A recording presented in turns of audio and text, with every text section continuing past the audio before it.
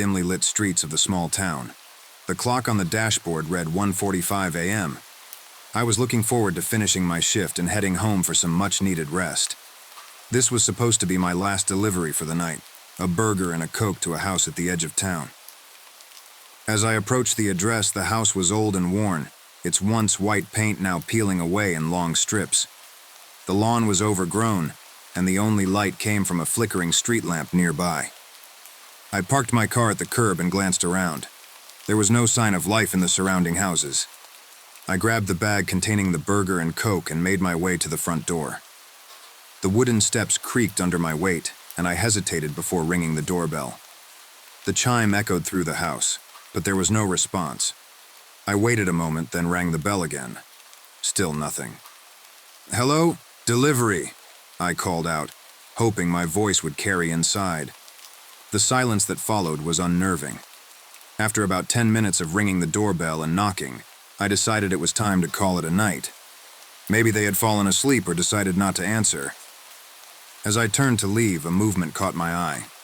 I looked up and saw a shadowy figure standing at one of the second-floor windows. It was too dark to tell if it was a girl or a boy, but they were definitely watching me. I felt a shiver run down my spine. Something about the way they stood there, so still and silent, was deeply unsettling. I quickly made my way back to my car, the unease growing with each step. When I reached the curb, my heart skipped a beat. My car was scratched all over, deep gouges running along the sides as if someone had tried to claw their way in. The driver's side window was shattered, glass glistening on the seat and pavement. Panic surged through me. I fumbled for my keys, hands shaking, and got into the car as fast as I could. Just as I started the engine, I glanced in the rearview mirror and saw the figure from the window standing at the end of the driveway. They were holding something. A gun. My blood ran cold as I floored the accelerator. The car lurched forward, tires screeching against the asphalt. The figure started running after me, raising the gun. A shot rang out, the sound deafening in the still night. I felt a rush of adrenaline as the bullet missed, hitting the pavement behind me. I sped down the street, glancing in the mirror to see if they were still chasing me. The figure had stopped at the edge of the driveway, but I didn't slow down. I kept driving, heart pounding, until I was far away from that house. It wasn't until I reached the safety of a well-lit gas station that I finally allowed myself to breathe. I parked under the bright lights and took a moment to collect myself. My hands were still shaking as I dialed the 911. I didn't know how to explain what had happened, but I knew I had to report it. The police arrived quickly, and I told them everything. They took my statement and assured me they would investigate. As I watched them drive off towards the house, I couldn't shake the feeling that I had narrowly escaped something terrible. The rest of the night was a blur. I drove home in a daze, the events replaying in my mind. When I finally crawled into bed, I knew sleep would not come easily. The memory of that shadowy figure at the window, the scratches on my car, and the gunshot would haunt me for a long time. The next morning, I received a call from the police. They had searched the house but found no sign of anyone living there. The place had been abandoned for years, they said. The only clue was a single bloody handprint on the front door, but they couldn't explain the rest. To this day, I don't know who or what I encountered that night. All I know is that I was lucky to escape with my life, and I never took another delivery to that part of town again.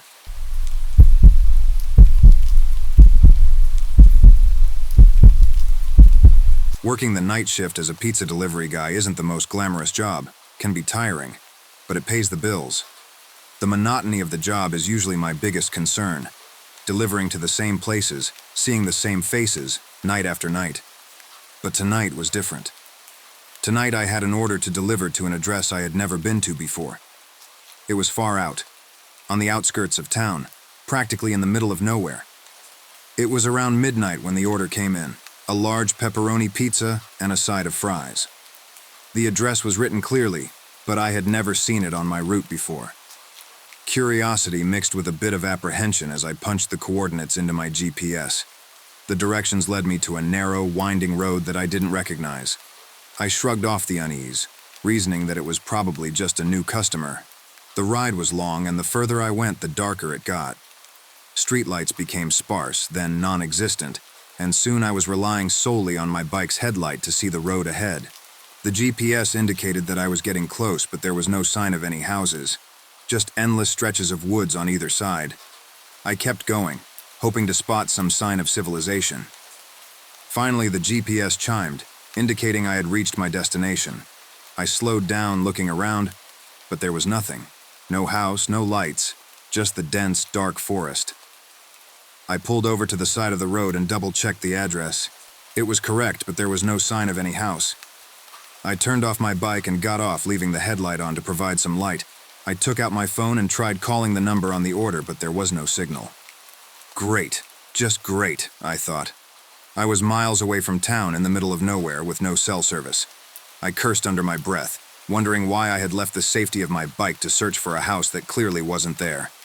As I stood there debating my next move, I heard something that sent a chill down my spine. Footsteps. Not just one or two sets, but what sounded like a group of people moving through the woods. My heart began to race. I quickly turned off my flashlight, hoping the darkness would conceal me. The footsteps grew louder, closer. Panic surged through me, and I knew I had to get out of there. I moved as quietly as I could back to my bike, each step feeling like it took an eternity. Just as I reached my bike, I heard the footsteps right behind me.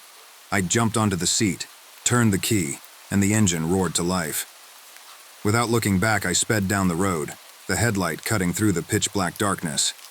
I thought I was safe until, about a kilometer down the road, my bike sputtered and came to a halt.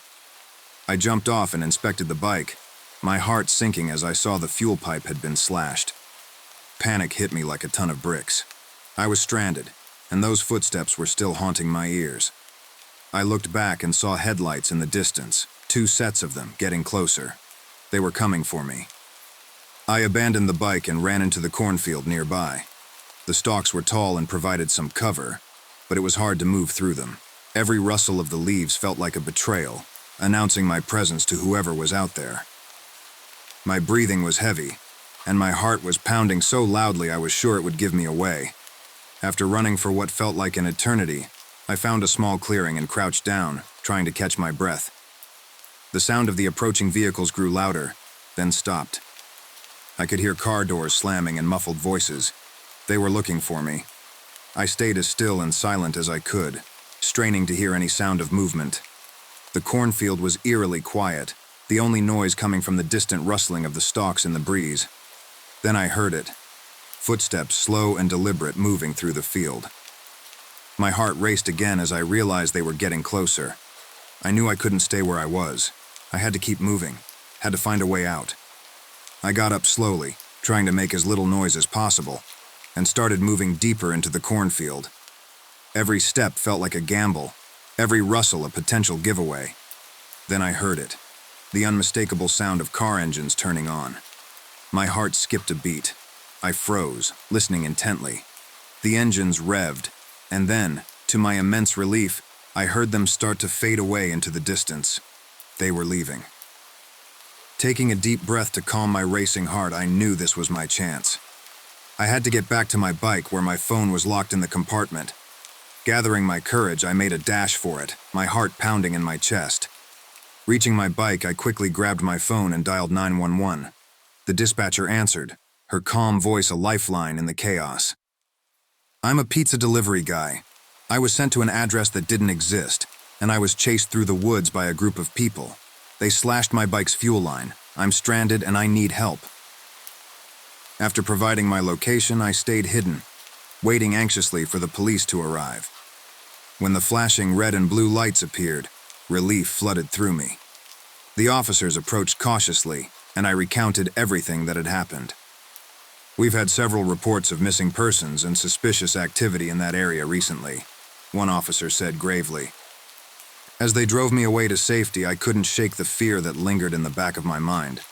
But for now, I was grateful to be alive, grateful for the chance to escape the horrors of that night.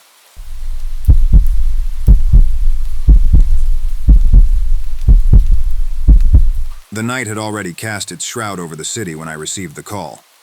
It was my boss, with a tone that carried both urgency and a hint of reluctance. They were short-staffed tonight, and they needed someone to make a delivery. It was well past midnight, and the streets were eerily quiet as I made my way to the pizzeria. My mind was racing with thoughts of the delivery ahead, a knot of apprehension tightening in my stomach. The address was for a house in a fairly good society. As I arrived at the pizzeria, my manager greeted me with a forced smile. "Sorry to ask you to do this, but we really need this delivery made tonight," he said, handing me the pizza box and the address. "Just drop it off and come straight back, okay?" I nodded, trying to push down the rising sense of dread. "Sure thing," I muttered, grabbing the keys to the delivery car and heading out into the night. The drive to the address was uneventful, but as I pulled up to the house, a chill ran down my spine. It was a normal-looking place, with well-kept lawns and a neatly trimmed hedge, but there was something about it that felt off. I took a deep breath and grabbed the pizza box, making my way up the front path. I rang the doorbell and waited, my heart pounding in my chest. There was no answer, but just as I was about to turn away, my phone buzzed with a text message.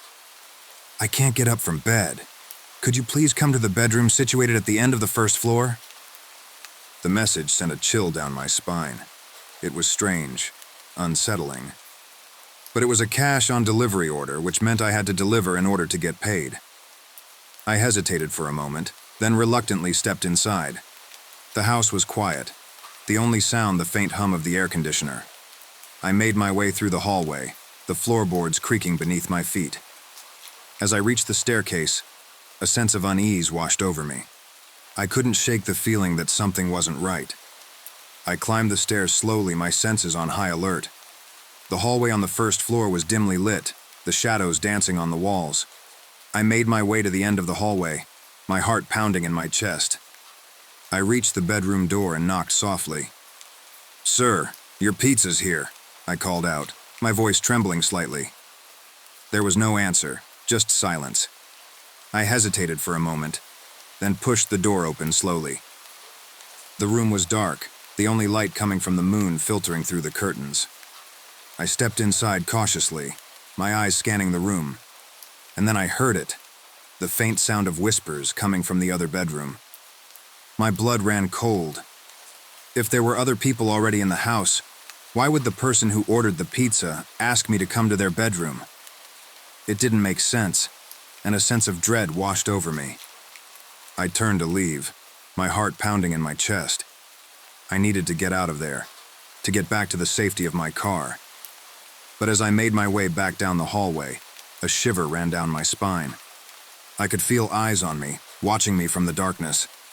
I quickened my pace, my footsteps echoing in the empty hallway. And then, as I reached the top of the stairs, I heard it, the sound of footsteps behind me. I spun around, my heart racing, but there was no one there. I didn't stop running until I reached the front door, my breath coming in ragged gasps.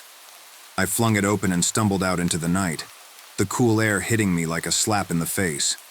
I glanced back at the house, my heart still pounding in my chest. And that's when I saw them, 4 creepy-looking men standing in the window, their eyes fixed on me, their smiles sending a shiver down my spine. I didn't stick around to see what they would do next. I ran to the neighbor's house, pounding on the door until a startled woman answered. I told her everything, my words tumbling out in a rush. She listened, her eyes widening in horror as I recounted the events of the night. When I finished, she took a step back, her face pale. "No one has lived in that house for the past 5 years," she said, her voice barely above a whisper. "It's been empty ever since the last family disappeared without a trace." My heart sank. The realization hit me like a ton of bricks. I had walked straight into a trap, lured by the promise of a simple delivery. And now, I didn't know if I would ever be able to escape. I went straight to the pizzeria and told my boss everything. I refused to work the night shift ever again, and he didn't push me. He could see the fear in my eyes, the trauma of what I had experienced. As I made my way home, the events of the night replayed in my mind, each moment more terrifying than the last. I didn't know who those men were, or what they wanted from me, but one thing was for sure. I would never forget the horror of that night.